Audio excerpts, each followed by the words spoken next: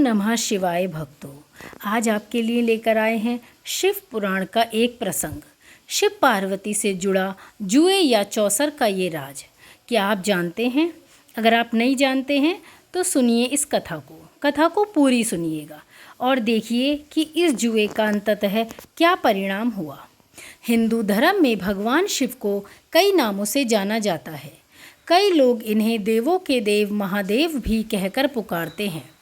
भोलेनाथ ही एक ऐसे देव हैं जो व्यक्ति की थोड़ी सी पूजा पाठ करने से जल्दी खुश हो जाते हैं। तो आज हम आपको भगवान शिव और माता पार्वती से जुड़ी एक ऐसी पौराणिक कथा के बारे में बताने जा रहे हैं जो शायद ही पहले किसी को पता हो। एक पौराणिक कथा के अनुसार भगवान शंकर ने माता पार्वती के साथ जुआ खेलने को कहा। उस समय भगवान शंकर अपना सब कुछ हार गए और हारने के बाद भोलेनाथ अपनी लीला को रचते हुए वहाँ से कहीं और चले गए। पत्तों के वस्त्र पहनकर गंगा के तट पर चले गए। कार्तिकेय को जब सारी बात पता चली तो वह माता पार्वती के समस्त वस्तुएं वापस लेने आए। इस बार खेल में पार्वती जी हार गईं तथा कार्तिकेय शंकर जी का सारा सामान लेकर वापस चले गए। अब इधर पार्वती चिंतित हो गईं कि सारा सामान भी गया तथा पति भी दूर हो गए।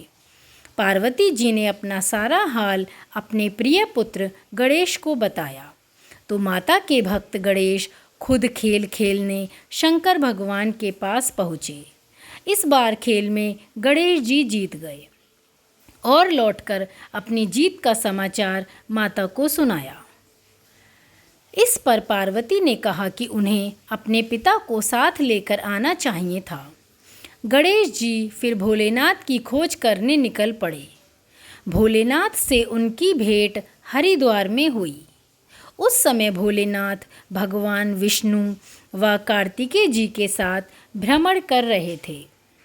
उधर पार्वती से नाराज भोलेनाथ ने लौटने से मना कर दिया। गणेश जी ने माता के उदास होने की बात भोलेनाथ को बताई। ये बात सुनकर भोलेनाथ ने भगवान विष्णु को पासे का रूप धारण करने को कहा और गणेश को कह दिया कि हमने नया पासा तैयार किया है। अगर तुम्हारी माँ खेल खेलने को सहमत हो तो हम वापस चल सकते हैं। गणपति के भरोसे पर भोलेनाथ वापस पार्वती के पास पहुँचे और खेल खेलने को कहा। इस पर पार्वती माँ हंसी और कहा कि मेरे पास खेल खेलने के लिए अब कोई भी चीज़ नहीं है जिससे खेल को खेला जा सके। लेकिन तभी नारद जी ने अपनी वीणा माता को दे दी। इस बार भी खेल में भोलेनाथ जीतने लगे। एक दो पासे फेंकने के बाद गणेश जी समझ गए और उन्होंने भगवान विष्णु के पासा रूप धारण करने का रहस्य माता पार्वती को बता दिया। सारी बात सुनकर पार्वती जी को बहुत ही क्रोध आ गया और गुस्से में उन्होंने महादेव को श्राप दे दिया कि गंगा की धारा का बोझ सदैव आपके सिर पर रहेगा। नारद जी को कभी एक स्थान पर न टिकने का श्राप मिला। भगवान विष्णु को कहा कि एक समय में रावण तुम्हारा दुश्मन होगा। माता पार्वती ने कार्तिकेय को हमेशा बाल रूप में रहने का श्राप दिया। तो इस तरह ये चौसा का खेल पूरा हुआ। धन्यवाद भक्तों।